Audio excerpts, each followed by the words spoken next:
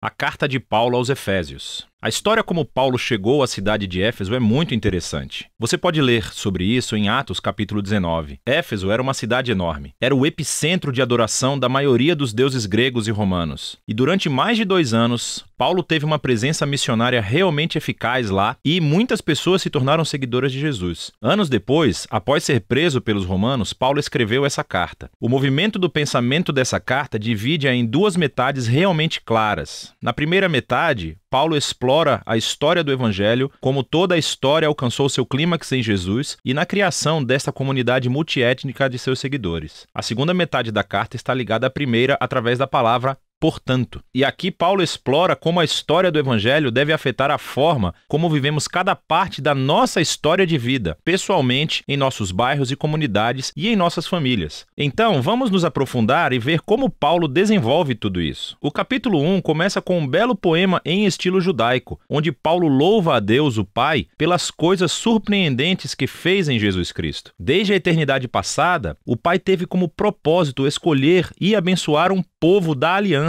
Pense aqui na família de Abraão, em Gênesis, capítulo 12, versículos 1 a 3. E agora, através de Jesus, qualquer pessoa pode ser adotada nessa família. A morte de Jesus cobre os nossos piores pecados, os nossos piores fracassos, e em Jesus encontramos a graça de Deus. Na verdade, Paulo diz que essa graça abriu um modo totalmente novo de entendermos cada parte de nossas vidas. Ele diz no capítulo 1, verso 10, que o propósito de Deus era unificar todas as coisas no céu e na terra sob Cristo, que é um título que significa Messias. O plano de Deus sempre foi ter uma enorme família de seres humanos restaurados, unidos em Jesus, o Messias. Esse propósito divino se tornou claro, diz Paulo, quando fomos primeiramente transformados naquela família. E aqui ele está se referindo aos judeus étnicos e à família de Abraão. Mas então Paulo fala sobre vocês, e aqui ele quer dizer não judeus. Todos vocês ouviram sobre Jesus e a salvação através dele, e foram trazidos para essa família pela obra do Espírito Santo. E assim, aqui, ele está se referindo aos eventos relatados nas histórias dos Atos, sobre como o Espírito de Deus reuniu judeus e não judeus em uma única família em Jesus, tal como Deus prometeu a Abraão há muito tempo atrás. Note também como, nesse poema, Paulo começa falando sobre Deus o Pai, e depois sobre Jesus o Filho, e aqui no final sobre o Espírito. Os 3 trabalham juntos quando Paulo conta a história do Evangelho. É muito legal. Depois do poema, Paulo responde com uma oração. Ele ora para que esses seguidores de Jesus não apenas conheçam, mas experimentem pessoalmente o poder do Evangelho. Que eles sejam energizados pelo mesmo poder que ressuscitou Jesus dos mortos e o colocou como a cabeça exaltada de todo o mundo. Agora, no capítulo 2, Paulo retrocede e desenvolve algumas ideias-chave do poema do capítulo 1, especialmente sobre a graça de Deus e essa nova família multiétnica de Jesus. Ele começa recontando a história de como esses cristãos não-judeus conheceram Jesus. Antes de ouvir sobre Jesus, eles estavam fisicamente vivos, mas estavam espiritualmente mortos. Eles estavam presos em uma vida de egoísmo e sem propósito, e estavam sendo enganados pelas forças espirituais do mal. Mas, surpreendentemente, Deus, em seu grande amor e misericórdia, os salvou. Ele perdoou todos os seus pecados e juntou as suas vidas à vida de ressurreição de Jesus, e ele também os trouxe de volta à vida. E agora, tendo sido criados como novos seres humanos através de Jesus, eles têm a alegria de descobrir todos os novos chamados, propósitos e tarefas que Deus colocou diante deles. Eles não só foram presenteados com a graça de Deus, como também foram convidados para uma nova família. Antes de ouvir sobre Jesus, esses não-judeus não estavam apenas afastados de Deus, eles estavam separados do seu povo da aliança, da família de Abraão. E por uma razão muito prática, os mandamentos da aliança do Sinai formavam uma linha divisória ao redor dessa família. Eles eram como uma barreira que mantinha a maioria dos não-judeus afastados. Mas em Jesus, as leis da Torá foram cumpridas e a barreira foi removida. Os 2 grupos étnicos se tornam, como Paulo afirma, uma nova humanidade unificada, capaz de viver em paz. Então, Paulo continua no capítulo 3 a se maravilhar com o papel único que ele teve de espalhar essa boa notícia para o povo não judeu. E mesmo estando na prisão, ele agradece a Deus pela chance que teve de ver essa família da aliança crescer tanto. Então, Paulo termina a primeira metade da carta com outra oração. Dessa vez, ele ora para que os seguidores de Jesus sejam fortalecidos pelo Espírito de Deus para simplesmente compreender e entender o amor que Cristo tem pelo seu povo. A segunda metade da carta começa com Paulo mudando de ritmo, e ele começa a desafiar o leitor a responder à história do Evangelho pela maneira como vive a sua própria história de vida. Então ele começa no capítulo 4 com a vida cotidiana da igreja. A igreja é uma grande família com muitos tipos diferentes de pessoas, mas ele enfatiza que eles são um, e um é a palavra-chave nesse capítulo. Eles são um corpo que é unificado por um espírito. Eles têm um só Senhor com uma fé. Eles têm um batismo. Eles acreditam em um Deus. Isso é muita união. No entanto, diz Paulo, a unidade não é a mesma coisa que uniformidade. Ele continua a explorar como a nova família de Jesus consiste em muitos tipos de pessoas muito diferentes, mas todos são capacitados pelo único Espírito Santo, cada um usando seus talentos e paixões únicas para servir e amar uns aos outros e para edificar a igreja. E aqui ele usa duas metáforas muito legais. Uma é a construção da igreja como um novo templo, e a segunda é que todos estão se tornando uma nova humanidade, com Jesus como a cabeça. E essa nova humanidade é uma metáfora que ele vai usar nos próximos capítulos. Paulo desafia todo cristão a retirar a sua velha humanidade como um conjunto de roupas velhas e a revestir-se de sua nova humanidade, na qual a imagem de Deus está sendo restaurada. E ele então segue para essa longa sessão, onde ele compara a humanidade nova e velha. Então, em vez de mentir, novos humanos falam a verdade. Em vez de guardar raiva, eles resolvem seus conflitos pacificamente. Em vez de roubar, os novos seres humanos são generosos. Em vez de fofocar, eles encorajam as pessoas com suas palavras. Em vez de se vingar, os novos seres humanos perdoam. Em vez de gratificar todo o impulso sexual, os novos seres humanos cultivam o autocontrole de seus desejos corporais. Em vez de ficar bêbados, os novos seres humanos vivem sob a influência do Espírito de Deus. E ele explica como era essa influência